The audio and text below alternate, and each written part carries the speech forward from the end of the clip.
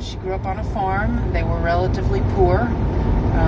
Not dirt poor, but poor, farmer poor. And she always wanted glamour. She talks about that. Even when she was young on a farm wearing, no shoes. She just was always into fashion and glamour and flashy. That's the best way I know to describe it. So, okay, back to the last question. What was something you always remember her doing when you were a kid? There's a lot of things I could probably go on for days, but Granny played with us like she was a kid. That's the biggest thing I remember. So we'd go stay at her house and everything was an adventure. If you got up for breakfast in the morning, she made pancakes. That's very grandmotherly. But she was an artist, so she would make pancakes out of, she would make a peacock pancake, or, she'd write a special word for you and make a pancake. I mean, everything was this adventure. It was like opening up a present every time you turned a corner. That's the best way I know to describe it. I remember her under this big old tree out in the front yard with her under there with me. She had to have been 45, 50 years old at the time, playing dolls. I mean, she just would get down with you and go for it. And that was big.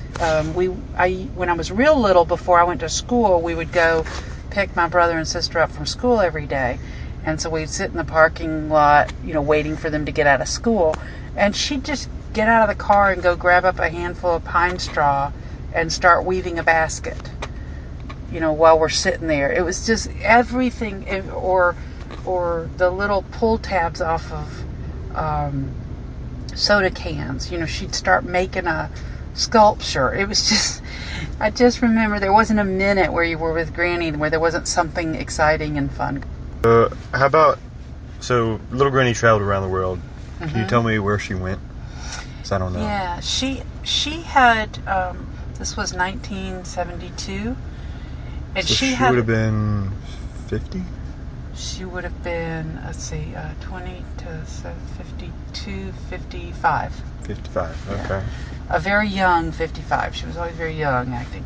But she had her best friend, her best friend's husband was in charge of GM overseas. So they had a huge manufacturing, General Motors, huge manufacturing in India. And that's where they were living at the time. So Doris Flynn, and Chet Flynn was the man, Granny and Doris came up with this plan. So they each bought round-trip tickets around the world. And the way it worked is for a year, it was good for a year, and you could fly as long as you flew the same direction. You could fly as much as you wanted for a full year on this airline. Yeah, they don't do that anymore. They might, I don't know. So Granddaddy bought her this ticket, and she and Doris just took off. So they left New York and flew everywhere. London, Cairo,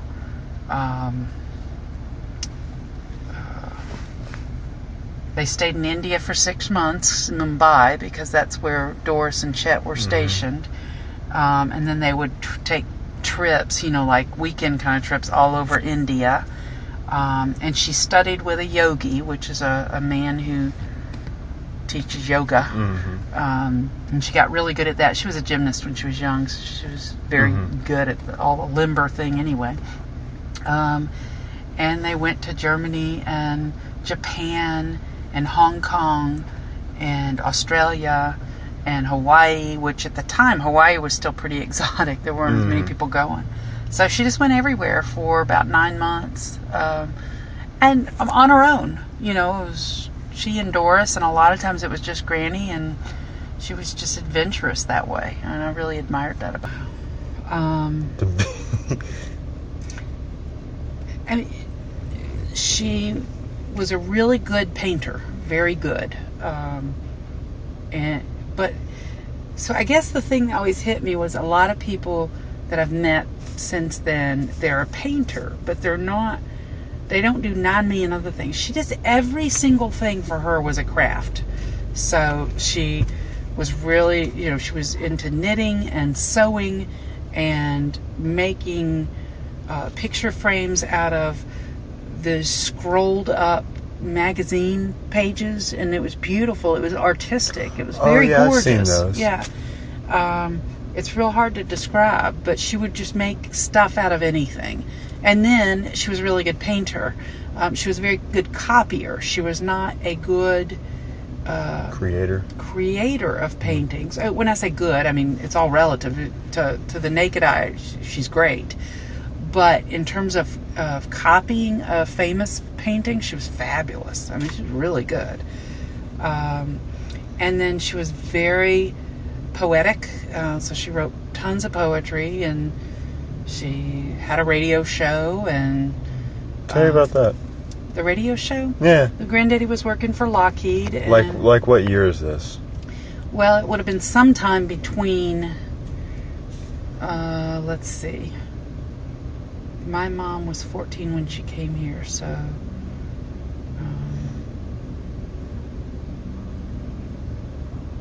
I don't know, 1955, somewhere between 1955 and 1960.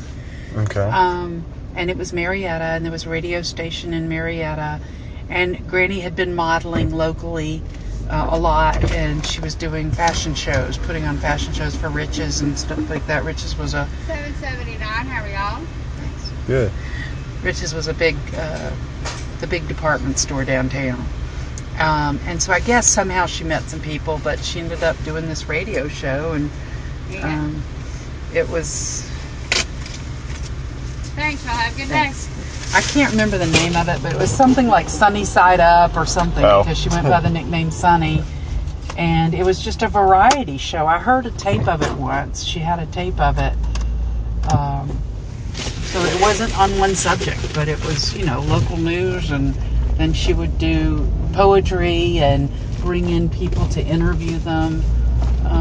So she's about 30 when this, 30, 40? She was probably 40, something like that.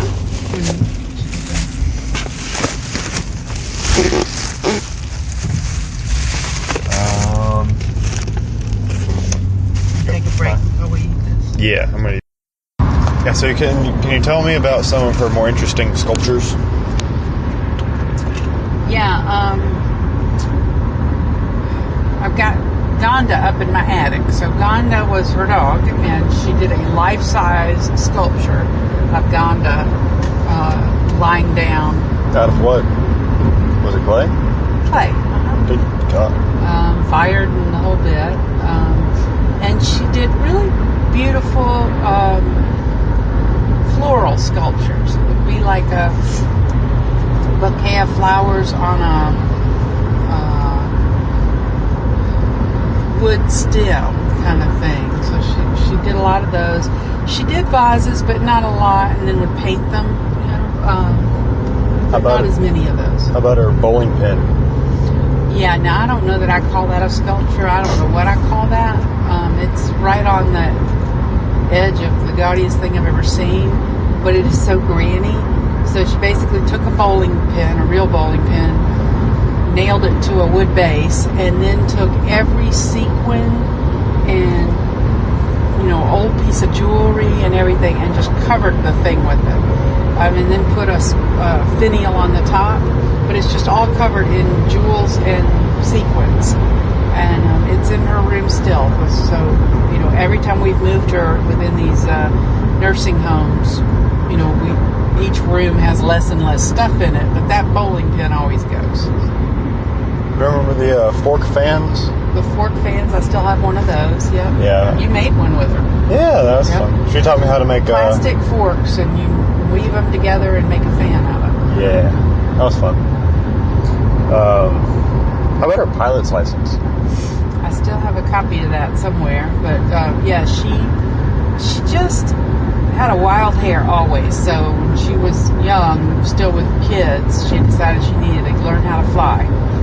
So she stopped some local guy who had a crop duster, and went and got her pilot's license. And she was all proud of that. That was back at the end of World War II. I actually have a story about that. She actually got her pilot's license in half the time it takes to get one. You're supposed to do 18 hours. Yeah. And she got it in 9 because while she was flying, her engine froze. It just completely stalled out. I think it might have been, she said she was going too vertical or something, or it was just a happening. So her plane was going to go down. Not crash, but she was going to have to land. Right. And the way she was heading towards an army base, which would have shot her down. Yeah. But she maneuvered the plane enough to where she landed in a cow pasture, and she landed it perfectly, didn't hit any cows or anything, and didn't get shot. Wow. And the guy giving her the license said that she could just gave her the license. Yeah, you're done now. That's cool.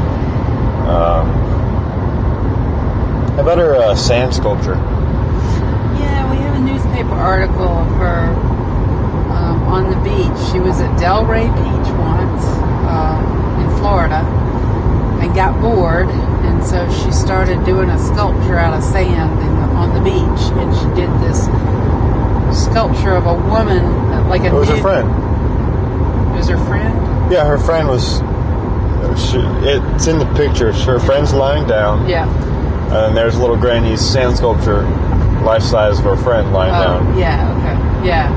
So it was like a bathing beauty kind of sculpture, but it was life size, and it was very real. I mean, it wasn't like little, just mounded up sand here and there. So the local paper came and took a picture of it. Do you remember what she did it with? Broken popsicle stick. That sounds like Granny. I mean, I swear, the woman could pick up trash on the side of the road and make a bouquet of flowers out of it. It was just weird. Yeah. And I didn't inherit any of that, by the way. Zero, zippo, not an ounce. Yeah, I remember going. I mean, that's why I'm doing this. That's what Little Granny was like for me. When you said when you were a kid, going over there was an adventure. She'd tell me these stories. I mean, I've heard all these stories 1,000 times because she'd tell them to me all the time. But I just love going to her house. Yeah. Every single time. She was magical. She was. Really was. Doing a project. And I didn't like arts and crafts too terribly much, especially at school. They were boring, but whenever I went to her house, I always came back with something. Yeah. She always had something new she figured out. Whether it be there's one time she got like gardening pots and made soldiers. Yeah. And you came home with one of those. Yeah, that was fun. Yeah. That was cool. Oh, you want to hear one of my favorite memories of her as a kid? What? Because Granny did all this modeling and these fashion shows, but she also did this. It was live mannequin work. So you would basically stand in Rich's in the window at Rich's, like a store display, right downtown Atlanta. But she was live, but she would be still, and she could do that for hours. And they would pay her to be a live mannequin. She was actually on a TV show. They came and filmed her doing it. Candid Camera. Candid Camera, yeah. So, but anyway, so she dressed up like a tin soldier. I mean, looked exactly like a toy soldier, excuse me. A wooden toy soldier. And I was in 3rd grade in elementary school at Columbia Elementary in Decatur. And she came to my school, and she was sitting in a red wagon, like a toy soldier that was not live. She was just all folded over, crumpled over. And they pulled her into the classroom, and then the toy soldier came alive, and she came up, and she had the helmet, and she had the full regalia on. This woman was nuts, man. But I didn't know about it, and she came in there, and that was my little Granny. I was so proud of her. She was awesome. So she did this whole routine. So she marched around the room and stuff? She did a whole routine, yeah, it was awesome. So she could stay still for hours? Yep. Do you think that came from her yogi? Or was that was before? That was pre-yogi, wasn't it? That was